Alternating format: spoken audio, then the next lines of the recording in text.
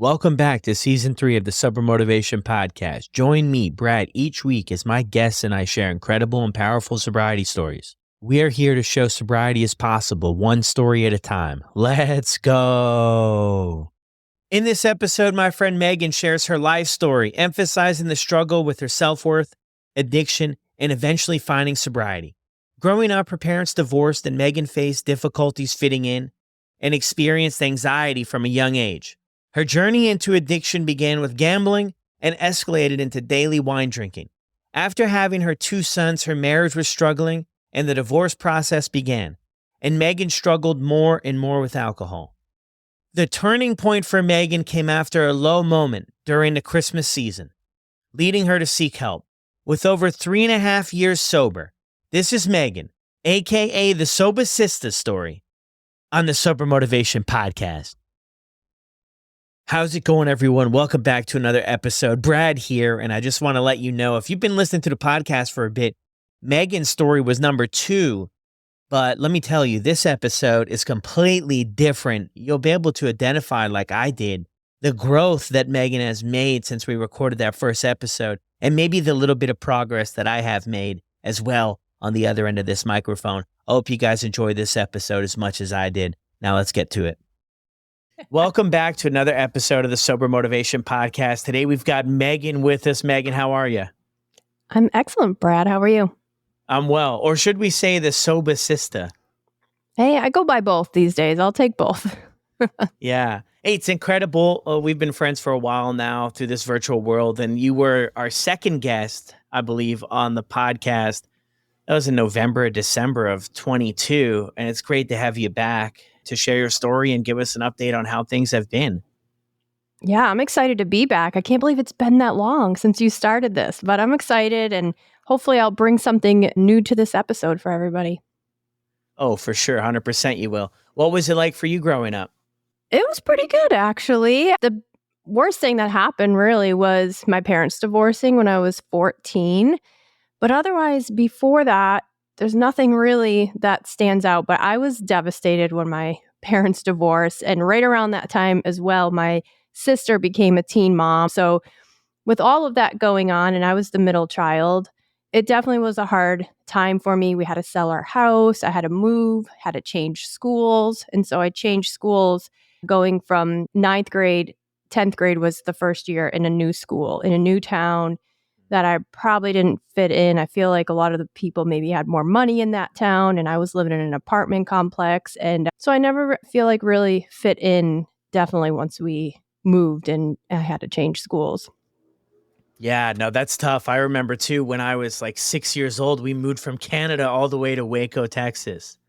And my mom was a single parent at that time. She was 16 when she had twins, my brother and I. My dad was 17 and he wasn't really in the picture. And we lived in an apartment complex, 2-bedroom. My brother and I had bunk beds. And yeah, I'm with you a little bit earlier in the story than you there. But where did you grow up? And you have a brother as well and a sister, right? Yeah, so I actually grew up right outside of Buffalo, New York. And I'm the middle, and then I have a younger brother who's 3 years younger than me and an older sister who's 3 years older than me. And actually my siblings, and I'm so freaking blessed because I do have really amazing siblings and parents. And so there's really not anything there that's too crazy or anything. But my brother and I definitely, we were always, I would say, maybe a little bit more close because my sister was older and she was off doing her own thing. And so I grew up really close with my brother, just running around our neighborhood and all of that. I mean, so different than kids these days when we grew up or when I grew up in the 90s, I guess you could say. I'm 41 officially now. But yeah, I wonder why we're maybe so close still today is that we all live in a different state. My siblings, and I'm in Boston, my brother's in New Mexico, and my sister's still in New York. So maybe that's why I get along with my family because I don't ever see them. That could be it.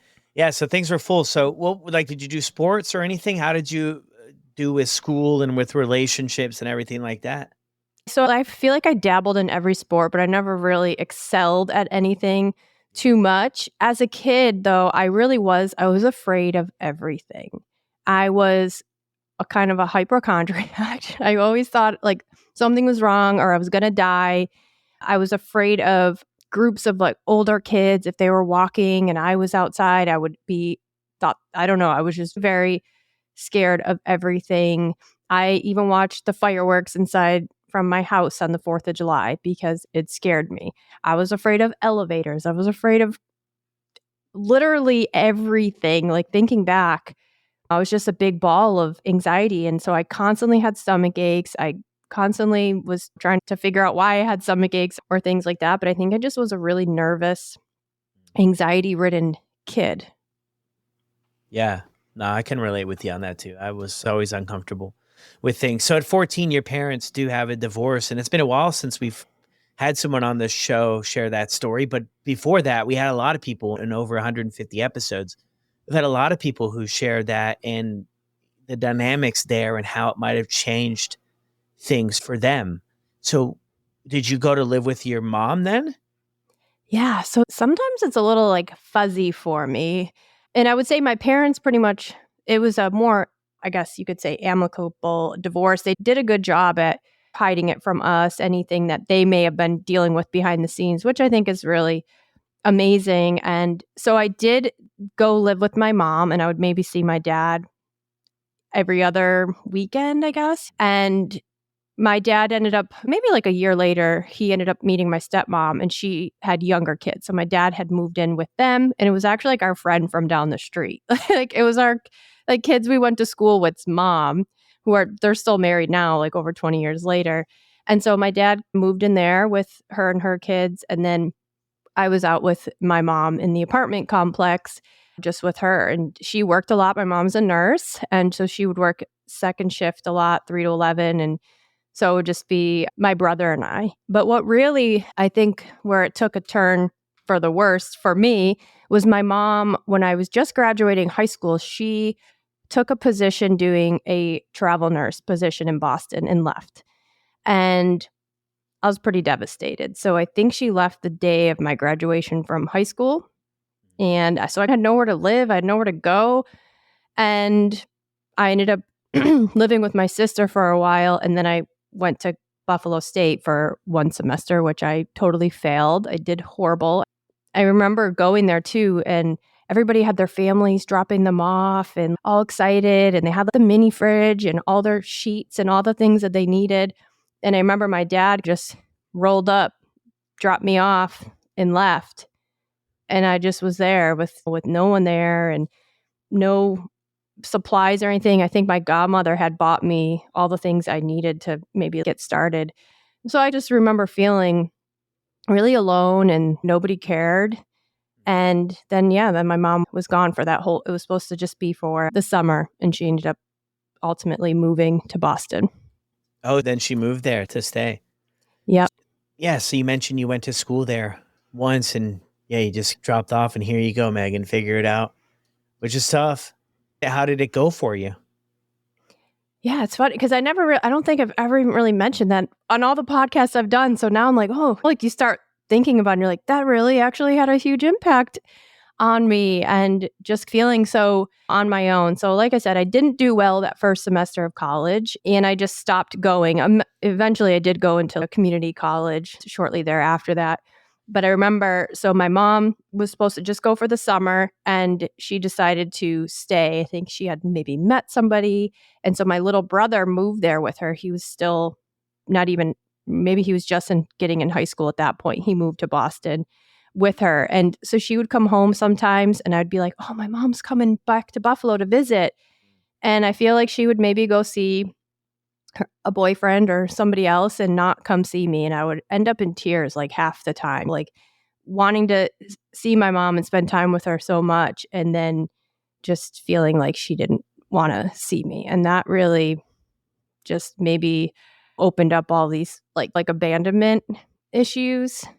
And it was really tough for me. And so I was around 19 at that point, and that is when I really started getting into the gambling thing and just getting really deep into that, I guess you could say around 19, 20 years old.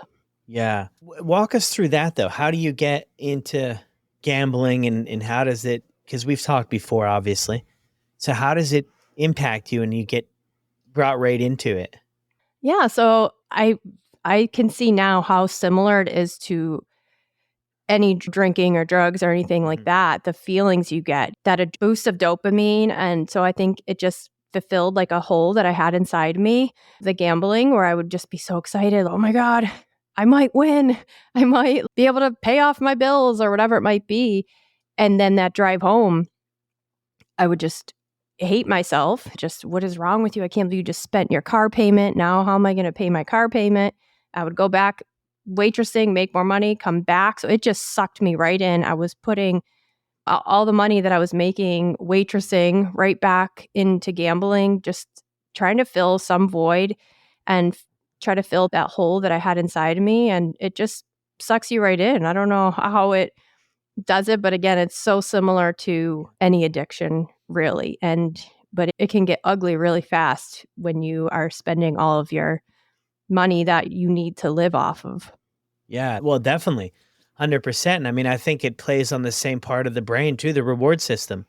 It just Mm. messes up the reward system. You get this quick fix, right? You're walking into the casino and you feel like the weight's just lifted off your shoulders, the bright lights, the smells, the sounds, right? It's everything. And even when we reference it to alcohol too, it's like before we have that first drink, it's just like, oh man, your mouth is watering a little bit. It's a nice day out where we feel really alive. And then even at the beginning, it was like that. But for me anyway, towards the end, the experience was so short lived. And I can imagine the same thing too with gambling. And then you leave and it's like the next day when you're hungover. Oh, what did I do? What things didn't go according to plan? And you start setting limits, right? Because I've had people close to me that struggled with gambling and you start setting limits. I'm going to do $100 or I'm going to do $200. And you turn around and they're at the ATM, cleaning the ATM out. And then Mhm. it just snowballs and then you lose it all. They say the worst thing for somebody struggling with gambling is to actually win because when you win once, if you hit a big win, then you're easier to convince yourself, or you are convinced that it's only a matter of time before you hit again. And it's not true, but it's interesting. And then you mentioned there too, Megan, which I thought was a great thing is that you were trying to fill a void. I mean, looking back now, what was the void? What was causing the void? What was that for you? Yeah, I guess just a feeling of not feeling like I fit in or not feeling good enough. And again, I don't really know where that I'm sure it came from experiences that I went through as a child, but I also feel like I always felt that way. Like I felt that way before my parents divorced. And my parents are really loving and everything like that and supportive. And so I feel like it wasn't necessarily like a lack of love, but they say that there's like big trauma and little trauma. And sometimes a little trauma that could carry with you could just be like you come home from school and you want to show your parent or your mom like a paper that you got an A on and you're like, "Mom, look at what I got." And that they're busy and they're like, "Yeah, okay, I'll look later." And they sort of blow you off. And those types of things can add up and just carry with you. So I don't know. And sometimes I wonder, did something happen to me and I just blocked out? But I did always have that feeling of just not fitting in or people pleasing and wanting people just to like me. And that I think definitely affected a lot of my life and my decisions and just feeling not satisfied in life. Yeah, I hear you on that. And I can relate too. It was so strange growing up. My folks were incredible. They were like loving and they were present and they didn't have any problems with substance use or anything like that. And I always look back and reflect on it. Well, why wasn't I able to accept the love from them? Because they were there at every turn. They supported me, gave me every opportunity to do well. And it was really strange how it played out, but I wasn't able to really connect the dots on that. I really wasn't able to feel the love from them. And I think when I really look back and another layer to it is that I just wasn't able to get to a point where I loved myself enough. I had this that you bring up that stuff too. And I shared this story before on the show. I tried out for this eighth grade soccer team, right? And I was already getting in a lot of trouble then. And I wasn't really a very good soccer player.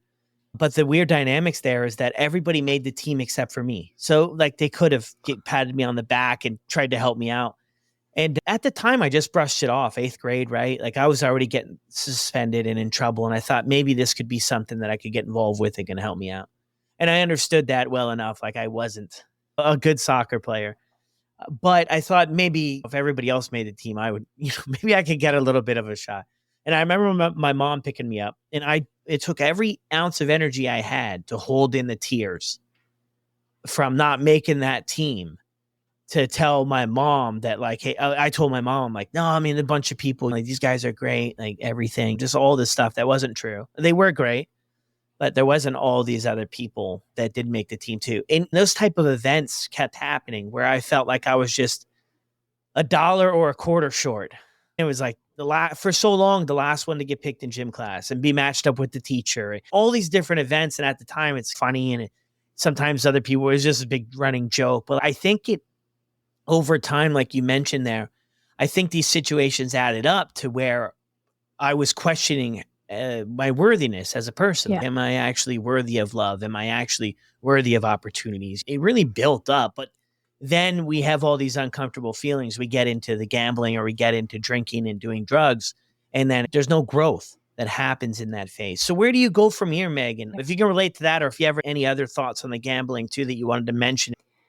Yeah, well, oh gosh, that just makes me just think more. My kids are 9 and 14 now, and I'm seeing a lot of similarities in my younger son about the not feeling worthiness, not feeling worthy, and just like that people don't like me or people don't want me in the just all the stuff that's not true. And it's, oh God, I just hope that he doesn't feel like that forever. And I do my best to build him up, but that just breaks my heart as a mom. But so what I basically did to get away from the gambling, because at this point now I'm just spending a lot of my money. I'm not drinking isn't really an issue. I had already dabbled a little bit in drinking, but stopped. I was blacking out. That was in high school. Around 15 was when I got drunk for the first time. But then I stopped with that. So drinking is not an issue. Never tried drugs or anything. It was all the gambling. And my mom asked me to move to Boston. She said, why don't you come move to Boston? We'll get you away from that. And I figured, all right, maybe then we can reconnect and rekindle things. And so I packed up everything I owned in my Chevy Cavalier and quit my job at Uncle Joe's Diner, where I was waitressing for years, and broke up with a boyfriend I had been dating, probably not a healthy relationship. And I drove January 1st, I think it was 2002, 3. Yeah. So about 20 years ago. And I moved to Boston to get away from the gambling. So I didn't really address it. I didn't call it an addiction at the time or gambling addiction. I just basically removed myself from the situation and moved away and didn't deal with it. And then soon thereafter, I started working at a bar pretty much the next day. I've always been a really hard worker, and I've always had multiple jobs and stayed at places for a long time. But that day I moved to Boston, I got a job at the Halfway Cafe, which it was a bar at the end of my street, and I started working there. And all of that comes with working in a bar. Yeah, that's interesting. The Halfway Cafe. There's one by this fishing hole in town. It's out in the middle of nowhere. This place is called Glen Morris. The only thing there is a Halfway Cafe. And oh my God. It's the funniest. It's such a funny restaurant because my buddy and I, we went fishing one day, and then we went up there to Halfway Cafe, and the guy that owns the place, he does the serving or whatever for the meals and stuff. And the guy is priceless. And we ordered a couple burgers, and a little funny stories. Do you want the works? And I looked at my buddy. I was like, what the heck is the works? And then he rhymed it off and everything. But it was actually, that's funny. Small world, Halfway Cafe. Right, different I know. one, but it was a great place. So you move here with your mom. It's really interesting too there on the gambling thing, right? Where you're able to move away, but you mentioned there too, you didn't work on anything necessarily about it, right? And it's so interesting, right? Because I think a lot of times in addiction, we hear about people with that. In some spaces refer to it as a geographical cure or something, moving away, or I'll move here or I'll move there. And I got this thing when I was in rehab when I was 17. We used to get a focus every week, something to focus on from the counselors and the treatment team. And I got this one that said, wherever you go, there you are. You're only fooling yourself. And it just, talk about being called out. And this is a couple months after I was in rehab. I was like, I'm doing well. And yeah, look at me. And then I was just like, wow. And it was and then the whole week you'd have to work on that. So that was what your conversations were based around. And it really opened up my eyes to that simple thing, is that we can change our environments and like things may work out for a little bit, but usually if we don't get into the nitty gritty about what's going on internally, then it's probably more likely than not that we'll end up maybe right back to where we were in some way or another. So you get the job at the Yeah. bar. That was your thing. You broke this young man's heart by moving away from Buffalo now to Boston. And how does this all unfold? So I feel like it unfolds normal at first, but then I do remember there was just a lot of like after shift drinks. And then I start just drinking more and more. It becomes like the regular thing. I'm very like infiltrated in the scene there with the regulars, the people that are sitting at the bar every day. I'm probably getting attention from customers, from men, and it felt like good at first. And I was just definitely drinking more than ever. And I just seem to go from 0 to 100 where it's like I'm having drinks and then I'm blacked out or just making really horrible decisions, driving, putting, not safe situations as far as with guys. And I would even go out by myself a lot of times. I would go out at where I would meet people. There was this place called The Last Drop right outside of Boston. And so everything closed at 1, but this place was open till 2. So then I would go by myself and I would just hang out. And then I would go back to like people's house parties. And I remember waking up one of those mornings and I went there and I definitely hooked up with somebody that I didn't know at this party. And I woke up like, where the heck am I? How did I get here? I literally remember looking through their mail to see what the address was of where I was. And at this point, like, I obviously must have had a cell phone. I mean, this was like 20 years ago. And because I was probably like 22 at the time. And I just remember like calling one of my friends saying, can you come pick me up? This is the address where I'm at. I mean, I wasn't really near my house at all. And just things like that started happening more and more as my drinking really just started to ramp up. And that was definitely more binge drinking. It was vodka, beer were like my main things, which is beer is just so gross. But so yeah, it was not good. And I'm just so lucky though that nothing super like insane happened as far as like looking back, that I didn't get a DUI, that I didn't hurt somebody or kill somebody or myself with driving. And it's more like now that I'm looking back at how horrible that was. Like in the time when it's happening, I guess I was just like ignoring it. Yeah, no, that's a good point too, because I was thinking about that the other day when I was talking with somebody, and you kind of go through and you can have a flashback of thinking of what things were like. And I was just like, honestly, when I was going through it, I wasn't even thinking it was outside of the norm. I didn't think it was like anything to just rinse and repeat every single day, the same stuff. But when you get wrapped up in it, it's really hard to see how things are playing out. And you're Yeah. already getting it at 22. You're already getting into some of those risky things that go on, right? And you're ending up in places and blacking out too at 22. But I mean, that's an indicator, I think, in a sense, right? If we're experiencing that stuff at 22, blacking out, a lot of people go through it.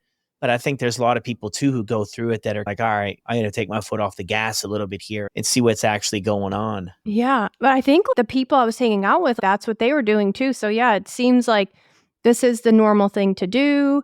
Again, I'm living with my mom now at this point and my little brother, but she was working a lot. So she was still a nurse, working as a nurse, night shift. But I do remember also like drinking in that house, and there was like these crazy stairs that wrapped around and falling down those stairs with these like big high heels on, and then just like falling down them, like hurting my knees, not like obviously super injuring myself, but and then going out from there. So like it just must have been just like pre-drinking at home. And it's just so crazy looking back. And things did come to, I guess you could say, a abrupt halt when I did get pregnant with my son soon after. But one thing too, before I guess we'll go to that part of my life, but I did notice I was putting myself in these relationships with men, like a lot of times like older, and just like wanting that attention. And then, just having experiences with these people that didn't really care about me. I didn't care about myself,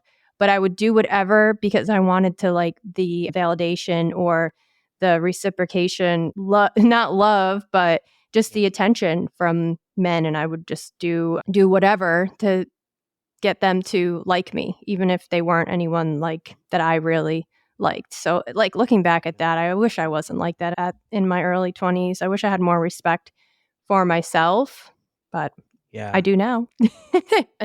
Yes. I was going to ask that too. Like, what is it like saying that stuff out loud now with how Yeah. things used to be? I think it more comes with time of me being sober that I'm able to like say those things out loud. Even probably on the last podcast episode that we did, I just wasn't willing to really look at those things. It was very like surface when I would share my story, like, Yeah. oh yeah, I drank here and there. But now I'm like, no, it was really freaking bad. And I'm just lucky that things didn't go a different way. And I think I did just keep escaping by some really great situations that could have been bad or could have just ended everything for me. But yeah, no, I mean, I guess it feels good in validating that I'm on the right path. I clearly am not somebody who can drink. Sometimes when I would share my story, I'd be like, well, it was after my divorce. It's sort of where I started, but no, it wasn't. It was definitely in my 20s before I had my son at 25. I think that saved me was getting pregnant with my son when I was 25. Yeah. Because things were picking up speed. And I Mhm. mean, they often do, right? I don't think you're alone. I'm not alone in that aspect of things as they start to pick up speed with, I think every time we cross a line, and I can relate to this in my life, every time I cross that line, that non-negotiable line I set in my life, I'm never going to do that. The second I did that, I was just up against the next one. The next thing I said I would never do, I just became really close to that. And eventually I went over that one. But every time I did it, it became easier and easier to cross the lines, to take this thing to the next level. And it took years for it all to unfold, but that's what it was like. And the amount of risk that I was bringing into my life just kept getting bigger and bigger. But it was so interesting how things just picked up speed every time I was like, I never was going to be doing that. I was never going to be this. And then before we know it, it's, man, we're doing everything. And then it's just, well, we may as well run with it because at that time we've also associated ourselves with other people that are doing it. So it just looks normal. Right. It just Right. looks normal to show up to the bar. And I did those jobs too. I used to be the kitchen guy working at Red Robin and Little Caesars and Burger King. That was Little my jam, right? Caesars. A Love it. chef. You know, Brad, this is something again that I don't know if I've ever shared this with anybody, but I really want to, now that I'm here and I'm opening up this stuff, and I want to talk more about the reality of the crap I was doing. And so when I was around 21, 22, there was this customer I had that would come in and he would always kind of be flirtatious with me. He was definitely older, like probably 20 years older at the time. And he was into gambling. And so we didn't have casinos around us here in Boston, but there was one in Foxwoods, which is about an hour and a half ride up in Connecticut. And so he said, oh, if you want to come up to the casino with me, I'll get us a room. I'll give you some gambling money. And of course, my gut was telling me, like, this is not a good idea. Don't do this. And the person was married as well. So, like, oh, God, looking back, that's even more horrible of me. But just your values just go out the window. And especially when there's drinking involved. So I got enticed and was like, all right, I'm going to go up there. I'll get gambling money and stuff. So I go up there and I got some money for gambling. I remember having espresso martinis. And then I remember being like in the room and just being like, okay, I don't want to do anything with this person at all. And now I've like, obviously this is the impression I've given. And so nothing happened and ended up staying there, and I slept and nothing happened. But I was like, this is so ridiculous that I even put myself in this situation. But part of it for me was like the gambling, like, yes, I'll get up there and it'll be fun. And this person just wants to be my friend, like the lies I told myself. And thankfully, nothing like that did happen. But I mean, I'm freaking lucky that it didn't. And so those types of things were definitely happening more. And shortly thereafter, I ended up meeting my ex-husband in a bar, of course, where I've met pretty much anybody I've ever dated in my life. I met them in a bar. And very soon into meeting him, I was pregnant with my first son, who's now almost 15. So that pretty much put the kibosh on my partying life. And I was really good for a while after that. Yeah, no, that's so cool.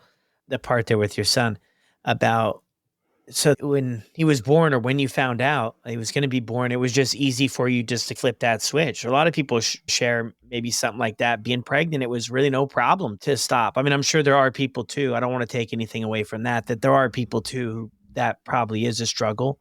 But yeah, what was that like?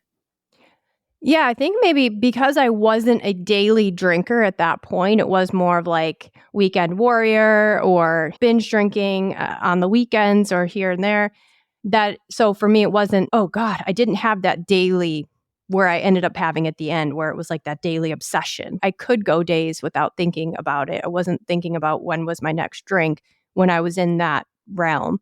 And so when I had my son, I was really excited about it. And so I just fell into that role of being mom and just putting all of my time and energy into him, which I did do for quite a few years. Yeah. Did you stay home with them then for a few years? Yeah, so at that point I was bartending, but I was also working in one of my customers. I was like, I need a job. I can't bartend forever. So I had started working for an electronics company. And so I did do that. And I started to work from home for a while after I had my son, but it was so freaking hard, like having a baby, trying to work from home.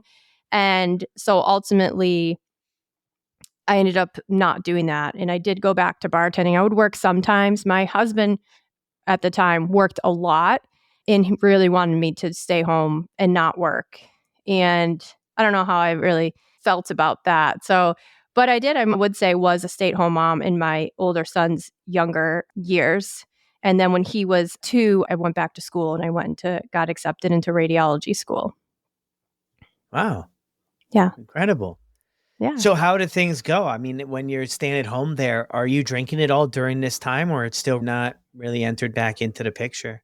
No, I think I had not discovered wine yet at that point because it wasn't until I really No? discovered wine. Yeah, no, Mm, I had never even really drank wine either. As I said, in my younger, I called it like my devil juice was vodka, which would just make me like, woo, crazy. And so I really wouldn't keep vodka in our house. So I wasn't drinking in yeah. his 0 to 2, I would say. Like if anything, it was when we went out to dinner or a special occasion, maybe I would just have a few. And so when I got into x-ray school, I had to put him into daycare full time because it was full time school for over 2 years. Yeah. And I think I started then with drinking some wine at home, but it only started as a glass of wine and then I would fall asleep. And so it was it seems like a slow progression to build me up to the point. Meanwhile, during this time, I'm not super happy in my relationship. And I felt very alone. I didn't have any family around. So now I'm like raising my son. He's at work all the time. I felt like not really interested in me and that everything I did was wrong, to like how I folded laundry or how I did laundry or how I put the Tupperware away was wrong. I was very hypercritical.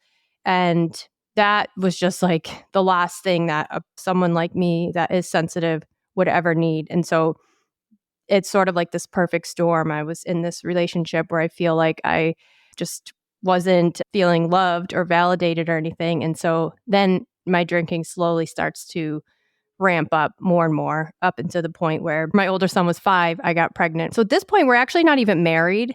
Even though I had my first son, I was pregnant with my second son. We weren't even engaged or married. And that always upset me too. Like, why am I not good enough? Why is he not asking me to marry him and everything? And so finally, when I got pregnant with my second son, we did get engaged in Napa, which was just funny to me that I got engaged in wine country.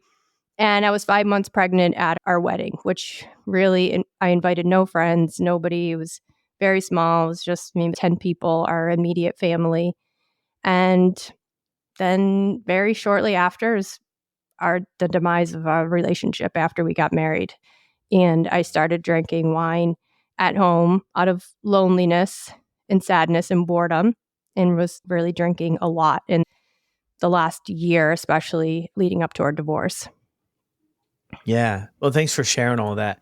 I was interested too back in the time after you had your first son and you're doing the stay-at-home thing. It poses a bunch of challenges too, but it does keep you really busy, right?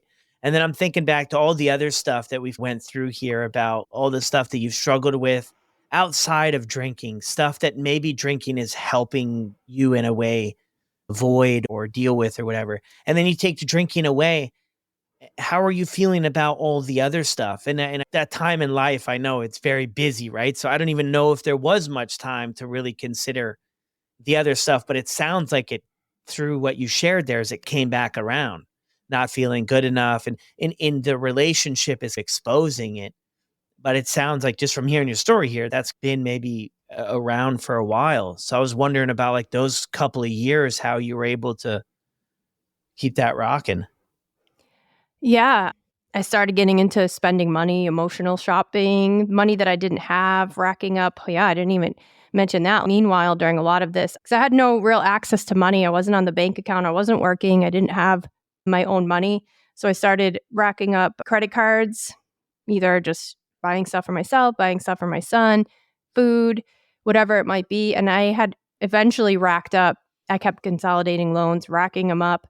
And probably at the end, I filed bankruptcy before my divorce on my own, and I had $80,000 in credit card debt. So I pretty much can see now I might not have been drinking, but I was totally spending as another way to fill this emptiness that I had inside of me. I wasn't feeling fulfilled in my relationship, and I wasn't really able to go home and see my family at all.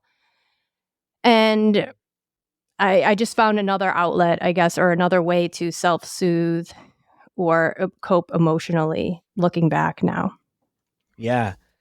Did you ever, throughout any of this stuff, have a look at it from going from gambling to drinking there for a bit and then now for spending? Did you ever think about what's the motive behind this stuff? Or is it just like, all right, let's just keep going? It's better than maybe the gambling was. Yeah, yes and no. I mean, again, very surface level, but I was trying to get therapy and had the same therapist for many years. And looking back, I feel like it was almost a waste because she had never been married. She had never been in a toxic, controlling relationship. She had never dealt with alcohol problems or anything like that. And so I think I wasn't really getting any actionable items, but I must have been somewhat aware because I was doing therapy. I was trying to figure things out on my own, but not digging like real deep. Like I think until you're really ready to be like, God, this is me, it's like you're just spinning your wheels. So it wasn't Mm. for me. Meanwhile, too, on the outside, I mean, I was very involved with my son on the outside, things looked great, even like with Facebook and all that, like how sometimes people with the most beautiful family and the most beautiful photos that they post, like life must just be so good. And we had just posted photos of we were in Disney together. And on the outside, what I was portraying was that I was happy and life was good. But inside, I was still just searching, just feeling such a void, feeling so alone and lonely. And I didn't like my own company. I think that was it. I was uncomfortable in my own skin. Yeah. Oh, I can definitely relate to you on that. Not at that point in time in my life, but I can definitely relate on that to it's a tough thing to grasp, right? Because when you're in that spot, you're not really like you mentioned there, you're not ready to really move forward. You're not really ready to pull the band-aid off like it should be. You just want to ease in and you're not really ready to do that, then it's really hard to move forward. Because I would meet with people and they would give me the opportunity to be honest about, hey, what am I thinking? What am I feeling? And it's not even that I didn't want to. I literally just didn't have the emotional capacity to do that in the early days of therapy. Or people would ask me stuff, and I was like, I have no idea. I don't know. I wasn't able to really tap into that. I wasn't being honest and it kept me stuck for a while. And it sounds like maybe in your spot there too, like you were trying to plug into some stuff, but what you mentioned there too is until you're really ready to peel this onion back, I mean, you can talk to whoever and whoever can talk to us. We've got to do that responsibility. And I think in my life too, I played the victim a lot. It's their fault. It's that fault. Oh, it's the bank's fault. I got $500 in overdraft. Well, you cashed a check with no money at the bank machine. This is what it costs to do it. And they're like, yeah, you're lucky that we're not calling the police on this one. but it was everybody else's fault. Oh, I Yeah. thought and then it wasn't until I started that responsibility and that accountability in my life. For me anyway, I was like, dude, you got yourself here. You've had some things in life that haven't been the greatest, maybe compared to what some people go through. My life was great. It was incredible. But maybe some of the things weren't the best, but it was ultimately came down to my choices were just building things up, you Right. know? Well, that's interesting you say about your choices too. And like looking back, I wish I would have just followed my intuition and really followed what I was feeling and thinking instead of putting other people's feelings and all of that before me, because I wouldn't have stayed in relationships longer than I should have, which then in turn, you're not living with your authentic self and aligned with what you want and your values. And so you're gonna turn to other things. And that's what one of the biggest things for people who turn to drinking as a unhealthy coping mechanism is that they're unfulfilled in the areas of their life. And so I wasn't being fulfilled in my relationship from the get-go, but I just kept trying to make it work. I had a child but all this while I'm just not being true to myself, not living up to my values, probably having emotional affairs and things like that, just looking for someone to freaking love me, which is just, again, so cringy to look back because at this point where I'm at now at 41, I would not, have stayed and I would not have just allowed me to behave in certain ways and other people to treat me certain ways. But you have to just get to that Yeah. point where you're strong enough to stand up for yourself. Mhm. Speaking of Facebook too, so I saw this memory come up, which I've been looking back and just seeing this trail. So I posted, it was 11 years ago. And it was a picture of 2 bottles of wine, my cheap wine that I would drink, my Menage a Trois. That was the name of it. It was $7.49 a bottle. There with a bag of tortilla chips. And it said, "All I need. Would you expect anything else from me?" And at that point, my drinking of wine wasn't nightly, but it was starting to creep in. So that was 11 years ago this year. So I guess that shows. So it was about like 5 years or so of me drinking wine in an unhealthy way, if there's such a thing. Yeah. That the Facebook memories they'll wake you up a little bit from time to time. My goodness, between what we thought was like cool to put out there. And then when you Right. look back, man, I mean, some of the stuff, I have one picture that popped up a while back. My buddy, we were at this OAR concert, and this is years ago. And like, I couldn't even stand up. My buddy, he was a lot bigger than I was. And he's just holding me up just like a teddy bear. And I'm just like, man, this is what we used to do though. We used to Yeah. go to the show and it'd be so great. We don't even remember the show. Like we'd wait months for these couple bands we liked to smaller bands come to town. Can't wait for this show. It has to be cool with all our high school buddies. And then after it's like, yeah, I mean, yeah, that was so cool. But we didn't remember it. Nobody remembered Right. it. Half Yeah. the people got taken out by the cops because they were just blacked out. Yeah. Facebook memories. When I was around like 18, I went to a Dave Matthews concert and I didn't even make it into the concert because I was like, drank too much in the parking lot and was blacked out. I didn't even make it in. I listened from the parking lot, but it's just, yeah. But more again, like you just triggered that memory and you just forget about all that stuff sometimes. Yeah, and Dave Matthews would have been a great one to see. So you go into this and things are starting to creep up, right? You mentioned that you're hinting towards or mentioning this slow burn.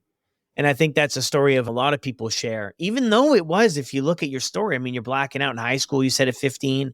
So like in some aspects in this part of your life, yeah, it's definitely a slow burn to like becoming every day or progressing, but it's also, hey, there were probably some red flags maybe back then too, to be blacking out and in your 20s, and then you have your son, and then you have your other son too, right? Yeah, yeah, and in between that, like after in between my 2 kids when I went back to radiology school, I graduated with highest honors in my class. I had the highest Nice. grades. I excelled. I did great when I was in X-ray school but somehow again, I was slowly dying inside mentally and Yeah. just people wouldn't notice it. Did you ever talk with people like other than that therapist? Anybody, a friend or your mom or anybody that like, hey, I'm struggling, your ex-husband there too as well, just to say, hey, this is not what it appears to be. Yeah, I definitely I have and I still have a core group of 3 best friends from childhood. I'm so grateful for that. And I would tell, like, they know I've always struggled with not feeling good enough and not having self-love and just my own things. I definitely would open up. And if I tried to open up with my ex-husband, it would just be like, you're fine. It's all in your head type of thing. Um, so yeah, so I tried to do that there, but that didn't work. So yeah, I'd say, and my mom, I would definitely be open because now at this point we did rekindle our relationship and it's great and all of that. But yeah, I don't know. I definitely tried to open up about it, but only with certain people.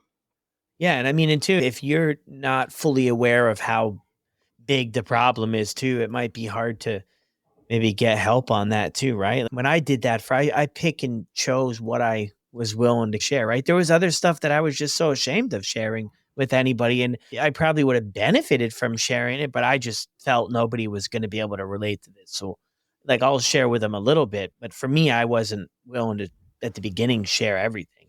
And I think too, I was always all over the place. One day I would feel like so low and I'd be like, oh my God, my life's just not how I want it to be. And then the next day I'd be like, everything's fine. And so I think sometimes people didn't know how to help me. And I still to this day, I'm sort of like that. And I do think it's part of that's just my mental health. It's so much better these days. But I was one day it'd be one thing, then the next day would be fine. And so it all depended on what day it was and all of that too. So I think that definitely played a big part. And then when my second son was born, when he was a month old, I got really sick, I guess you could say, and where I couldn't really walk, I couldn't move my hands. I was so tired. My knees were throbbing. And I was at the time, so let's see if he's 9. So I was like 31 ish.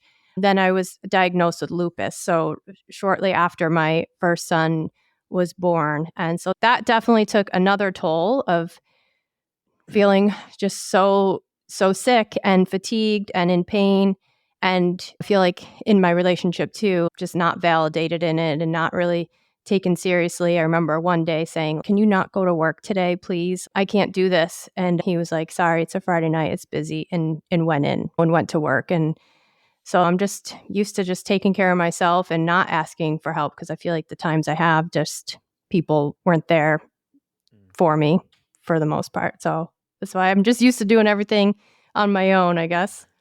Yeah. And it adds up, right? Every Mhm. time that you reach out. I was even talking about this on the Sober Buddy meeting about this relationship that's in my life. And it's that fear of rejection, right? Because you've been rejected over and over again. It's what do you want to feel? Do you want to feel the pain of the rejection, or do you just want to internalize it and just feel it within ourselves? So it's like it weighs in both aspects. And then we just try to work through it ourselves and just avoid asking for the help that we need. The key thing I found about that as a solution is the right people. Having the right people in our Yeah. lives can really make that process a lot better and a lot easier, right? When we find the right people that are going to be willing to help, it's like always that thing, right? You bring up that example about work. It's you see all the time. If we were gone today, the job would have a new hire in tomorrow, but we'll sacrifice everything and more to get to that job in the relationships in our lives that matter most. It's interesting, and it's not just an isolated incident here. I mean, it's something we've all probably done in one way, shape, or form, right? Yeah. So you get into this and you get into things pick up speed here in a little bit, right? As Yeah. far as So now drinking goes. so now my son's about 2, my younger son, and I'm definitely drinking every night. I'm very just not feeling loved or anything in my relationship. And I'm drinking more with like moms in the town. So now I'm like, I am meeting friends in town. My kids are in school age and all that. So now there's a lot of mom's night out or play dates that have drinking involved. And it's totally normal. It's a snow day and the kids don't have school. So let's start drinking at 11. And that becomes very normal. And then I have to make sure I have my wine, and make sure that's a priority that I have it. And I filed bankruptcy in 2016, which was a big blow to myself that I had did this, and it was embarrassing. And then right shortly thereafter, we got divorced. I wanted to go to therapy, and I showed up by myself. And I filed for divorce the next day when I showed up by myself. And I remember that therapist told me, you can't give someone a personality transplant. And I realized you can't change people. You can't make people want to be with you, or make you feel loved or whatever it might be. And things really got difficult after our divorce. And I was drinking. We lived together for another year. So I was sleeping in my son's race car bed with him every night for a year, drinking. And then eventually we did move out and I got my own place and he stayed in the house. So he still lives in the family house and I have an apartment still. So it's been 8 years since then. But for the first 3 to 4, I was drinking every night that I wasn't working. I work overnight. So I would work Friday, Saturday, Sunday, like all overnights. And then I would drink most of those nights and just work it in around taking care of the kids, work it in around when I had to drive them. Then I wouldn't start till after. Like I was very, like the strategy that goes into drinking, what you think is like responsible is just, oh my God, it's so exhausting. But I just remember still like blacking out and it doesn't take me a lot to get to that point. And I guess I'm grateful that it doesn't, but be like a bottle of wine and I would forget what the bedtime looked like or things like that. Or I'd rush my kids to bed so I could just enjoy my wine by myself, which just makes me so sad now. Obviously, I'm making up for lost time. And I tried to moderate. I tried to cut back. Meanwhile, even though we're divorced, it's worse than ever as far as our relationship and co-parenting. And I just drank to deal with that. And the guilt of divorcing and that I did that to my kids, that they, had divorced parents and they didn't have that normal life. It was really tough. And so I hit my rock bottom moment. And Christmas, I didn't have the kids that year. I drank, it was a bottle of wine, nothing crazy. And I passed out and woke up at 3 a.m. just talking out loud to the universe, like, somebody please help me. I can't do this anymore. And I started going to Zoom calls. I had looked up calls in my or AA meetings in my area, but now we're in COVID and there just wasn't anything in person. I'm so thankful for virtual. I started going and I've been going to Zoom calls ever since. Yeah. Wow. Beautiful. So it was the 26th of December? Yeah. Well, it was like that night. So I say the 26th is my sober date. Yeah. And things picked up there pretty quick. Yeah. I mean, you're going through everything there, right? You're going through that with the divorce. You're going through that mom stuff about how is this going to look out, right? Is it going to mess things up for the kids? Did I do the right things? Probably maybe some of the things you were thinking, right? Could I have made this work? Man, that's tough, Megan. Yeah. And I thought about going back and I was like, it'll just be better for them if I go back and I just pretend that everything's great. Because my older son struggled a lot. I mean, he was in our wedding when he was 5 years old. So he remembers a lot. We as a family, we did do a lot. And so he struggled a lot with that. And so some nights should I just go back?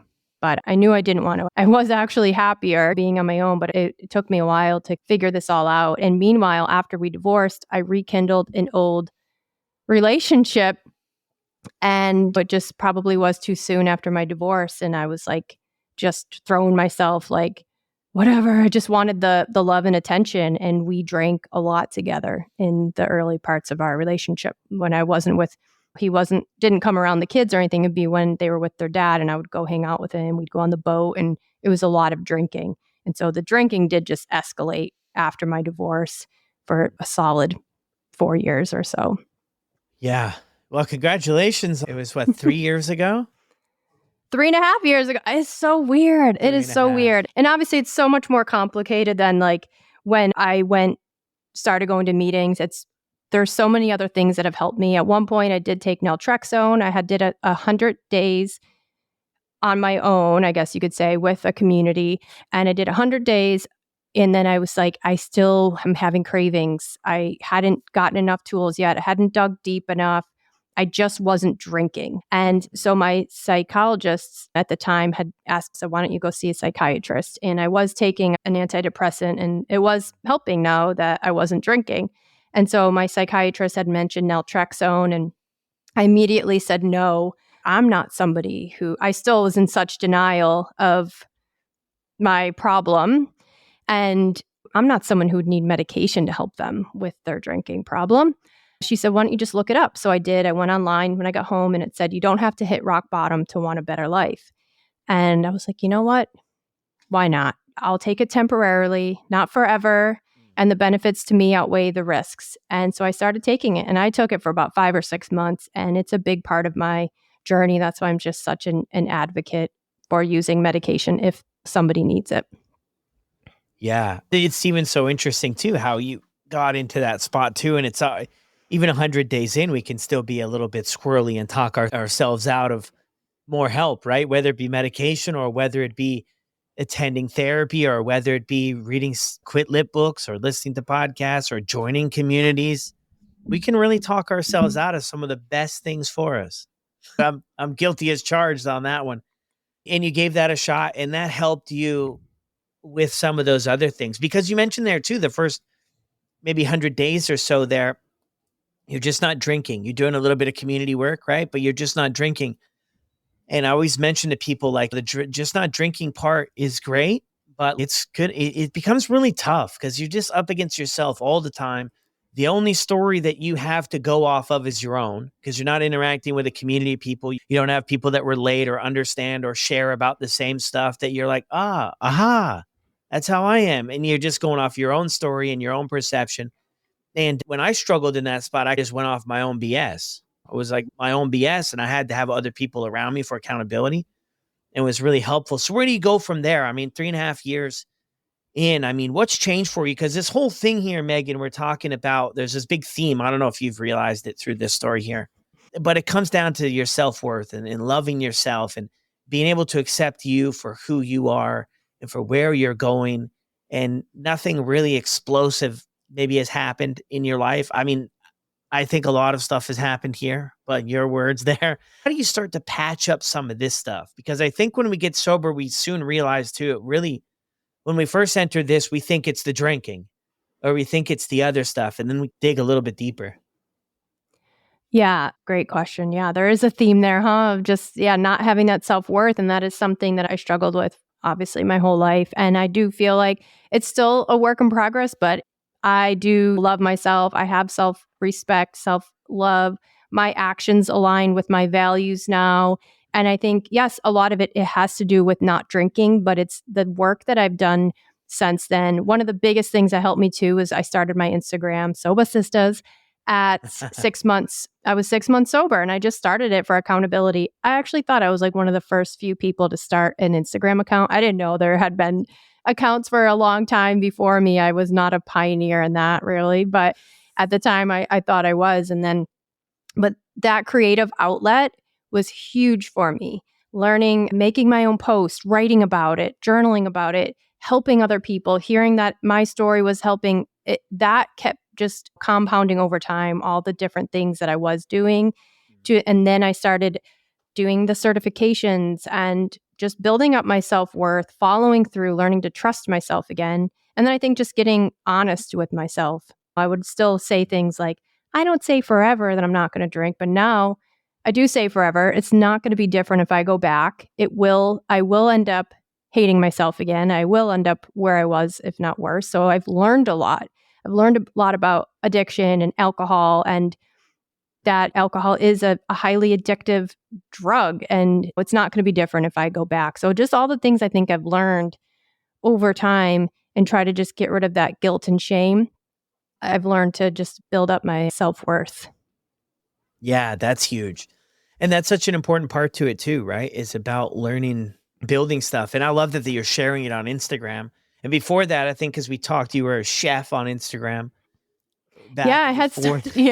I had in COVID, because I was homeschooling the kids. I was working in a hospital here during COVID. It was crazy during that time. And I did start a food page. So I realized I really liked that, the whole posting it and cooking and then sharing about it, sharing tips. And so I found like my groove. And then I had a group chat called Sobahsistahs with two other single moms in my town who were all trying to quit drinking. We were all drinking way too much, single moms, like with the pandemic. So we had this group chat, and then I finally got sober, and I said, do you guys care if I use that name of our group chat, Sobahsistahs, which is supposed to be a Boston accent?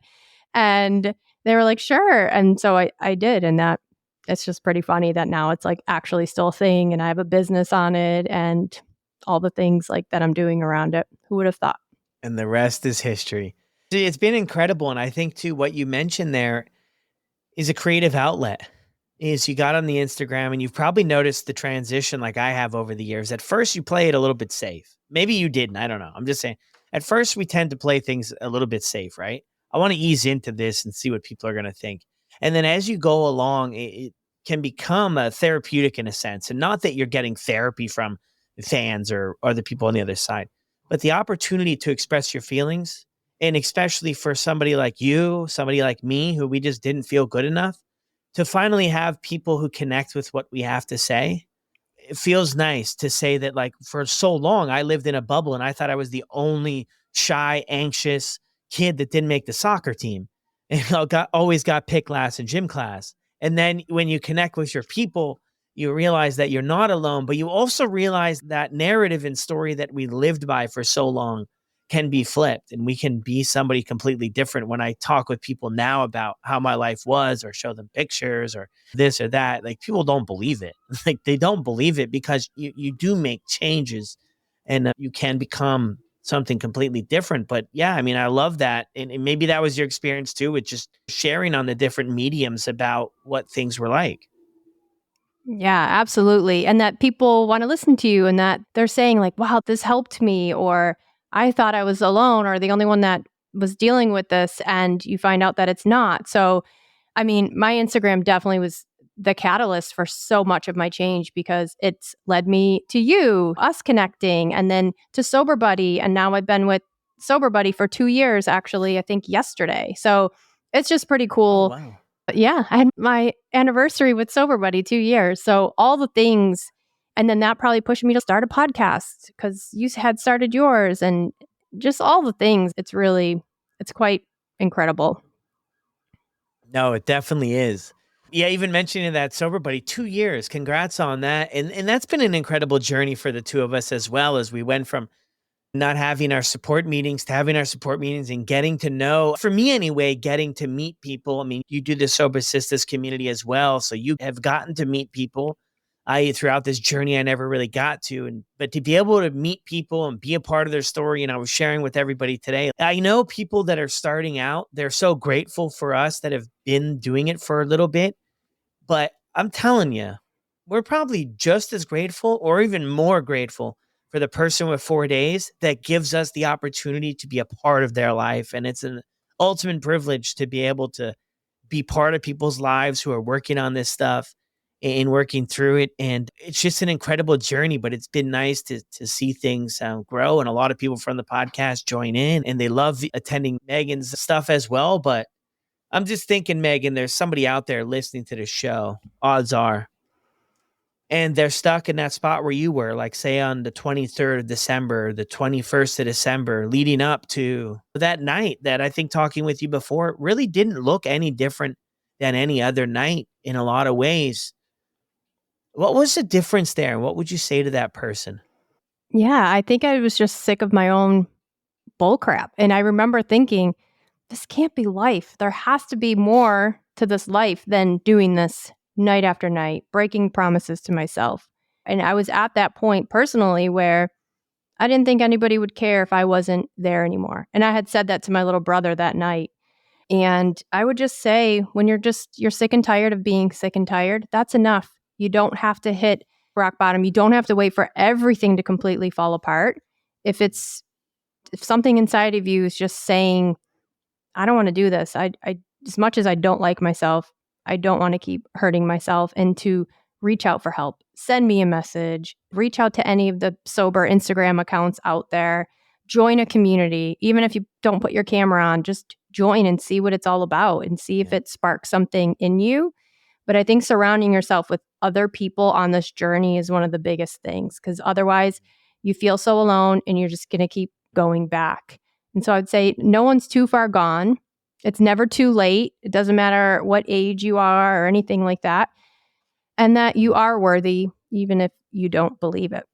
Yeah, that's so powerful too. And I mentioned the other day in one of the meetings there too, I think a big part of this whole thing is making a decision, because I was in and out for so many times. I mean, I lost count of all the times. I think that one of the most powerful things we can do is make a decision. Where do you want to be? Like, are you drinking or are you not drinking? Not this maybe today, maybe tomorrow, maybe I'll do it next week. Like the decision right now you got to make every day is, am I drinking today or am I not drinking? Right when you wake up, you make that decision and whatever it is, you stick to it. It's not really for me to say what's wrong or right. I mean, I think everybody knows that they know the answer to that. And I heard another thing too. And what you made me think about it there is another thing. It's so simple, but it just hit me like a ton of bricks. Sober people are people who just tried one more time. That's it. It's not about rock bottoms. It's not about losing this, DUIs, this or that. Sober people are people who just tried one more time. That's literally it. You hear in these stories over and over again. It was another day. They gave it another shot. And here we are with over 3.5 years, Megan. Incredible story. And I appreciate you so much. Yeah. Thank you, Brad. Anything else that we left off that you want to mention before we sign off? I guess the last thing I did mention, join a community, check out Sober Buddy. It is awesome. It's for men and women. And the other thing would be check out my retreats. If you are a woman who is alcohol free and you're looking to meet other women and have a life-changing experience, which I don't use lightly, it truly is. I didn't travel until I was sober and I was 38 and I got my passport. And retreats are literally an investment and they're life-changing. So I'd love to have you. So send me a message if you are interested in learning about my upcoming retreats to Vermont, to back to Bali for the third time, and to Costa Rica. Yeah, let's go. Incredible job. Thank you so much, Megan. Thank you. Well, there it is, everyone. Another incredible episode here on the podcast. Megan, a.k.a. the Sobahsistah. Thank you so much, Megan, for jumping on here and sharing your story with us. Megan and I, obviously, like we said in the intro, recorded as the second spot in the podcast, and that was well over a year ago. The growth and the clarity on Megan's struggles and how she shared her story this time is night and day. And that's the growth that happens with the recovery process. So if you guys want to check her out, I'll drop her information for Instagram down in the show notes below. If you enjoyed this episode as much as I did, be sure to send her over a message and let her know. As always, everyone out there, you all are incredible. Thank you so much for the support, and I'll see you on the next one.